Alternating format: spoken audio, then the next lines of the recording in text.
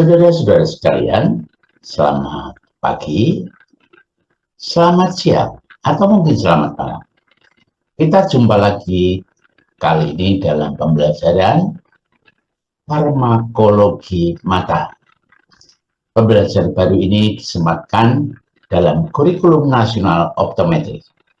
Tujuan pembelajaran ini hanya untuk menambah pengetahuan dan wawasan Anda tentang prinsip dasar farmakologi mata, termasuk farmakokinetik dan farmakodinamik. Mahasiswa akan mempelajari berbagai golongan obat, indikasi, kontraindikasi, efek samping, serta interaksi obat yang relevan dalam kegiatan klinik. Perlu saya tekankan di sini sekali lagi bahwa pembelajaran ini bukan untuk membangun kompetensi, tetapi sekedar menambah pengetahuan dan wawasan Anda tentang pengaruh obat terhadap mata. Oke, kita segera mulai aja. Marilah kita mulai dengan satu pertanyaan, apa yang dimaksud dengan farmakologi? Farmakologi berasal dari bahasa Yunani farmakon, yang dalam arti sempit artinya obat.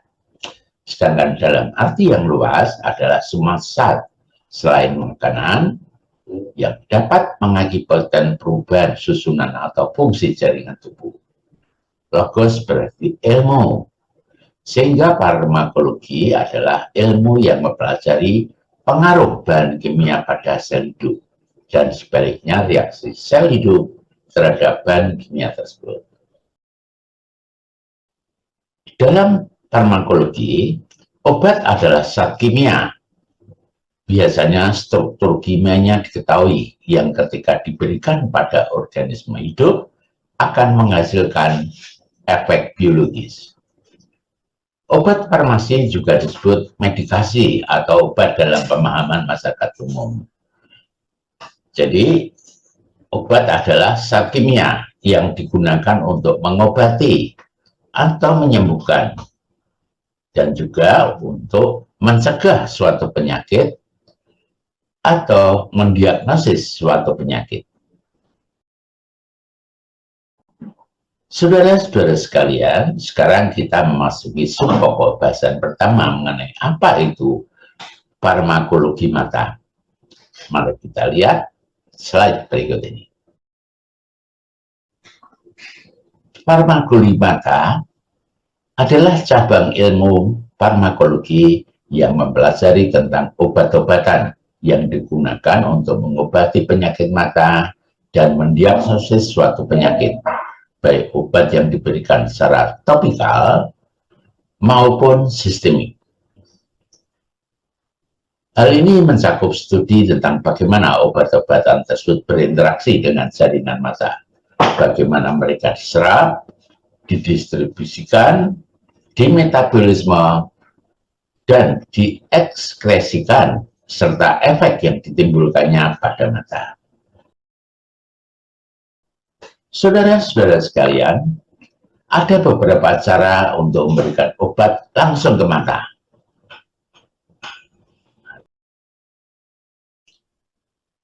Yang pertama adalah tetes mata.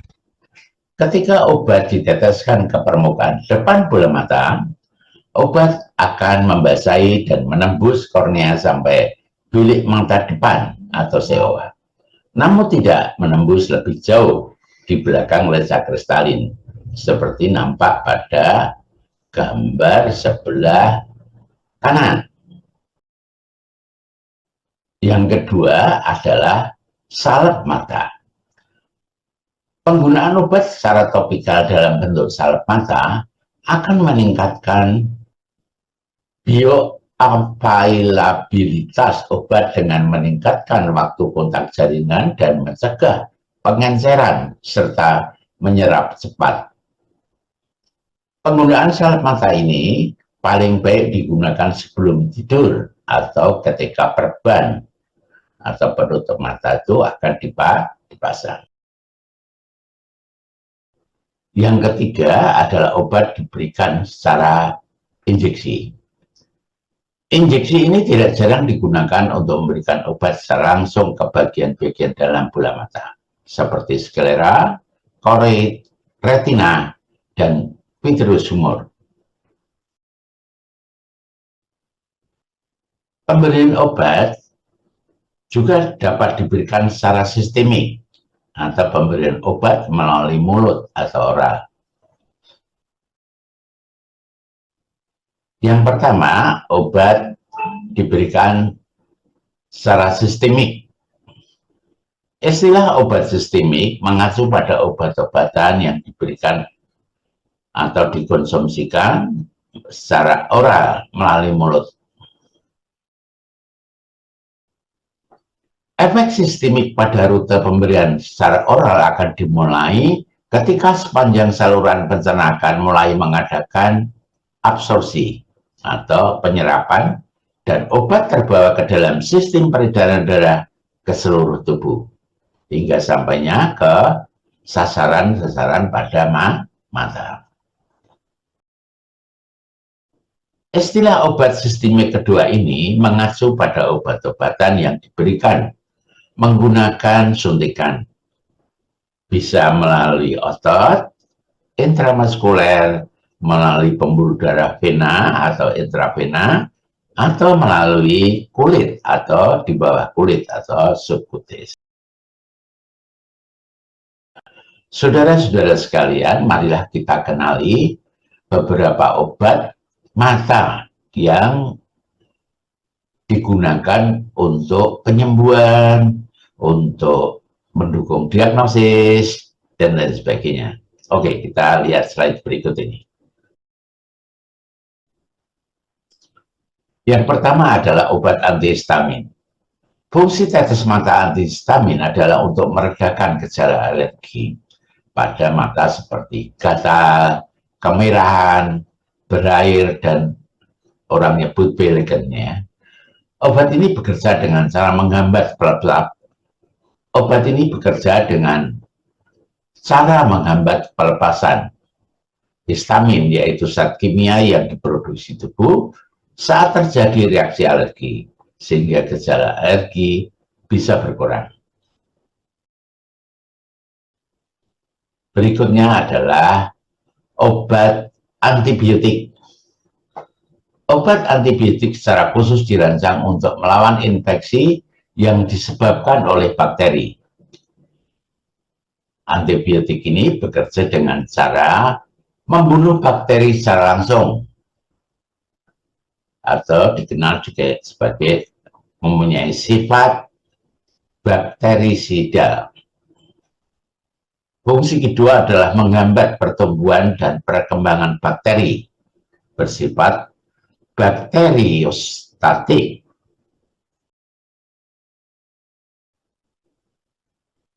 Yang ketiga adalah obat antivirus, secara khusus dibuat untuk melawan infeksi yang disebabkan oleh virus. Obat ini bekerja dengan cara, satu, menghambat siklus hidup virus, bukan membunuh virus secara langsung. Mencegah virus memasuki sel-sel sehat. Mengganggu replikasi atau penggandaan materi genetik virus di dalam sel inang. Karena virus menggunakan sel inang untuk bereplikasi, obat antivirus dirancang untuk mengganggu proses ini tanpa merusak sel tubuh. Berikutnya adalah fluoresin atau larutan pewarna diastropik. Meskipun ini digolongkan dalam obat, namun fungsinya bukan untuk menyembuhkan.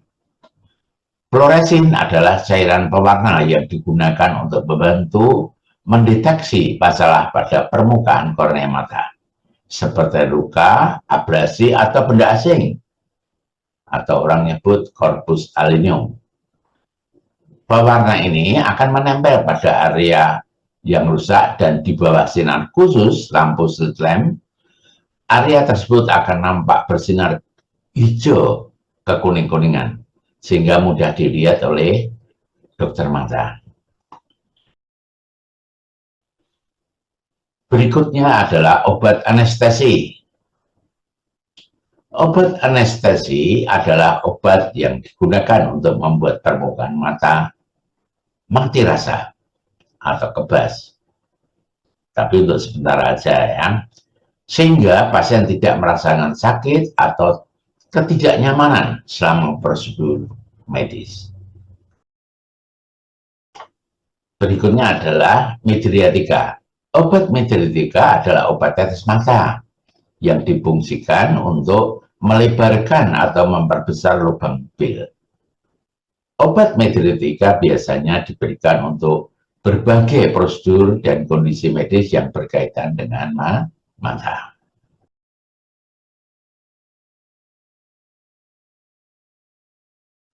Saudara-saudara sekalian, itulah sebagian dari obat mata yang ada di pasaran. Dalam pertemuan berikutnya akan kita bahas keterkaitan obat dengan penyakit. Untuk itu, penghantar farmakologi mata kita akhiri sampai di sini. Silakan dipelajari, disimak, dan jangan lupa mengisi daftar hadir di Siato. Oke, sampai jumpa minggu depan.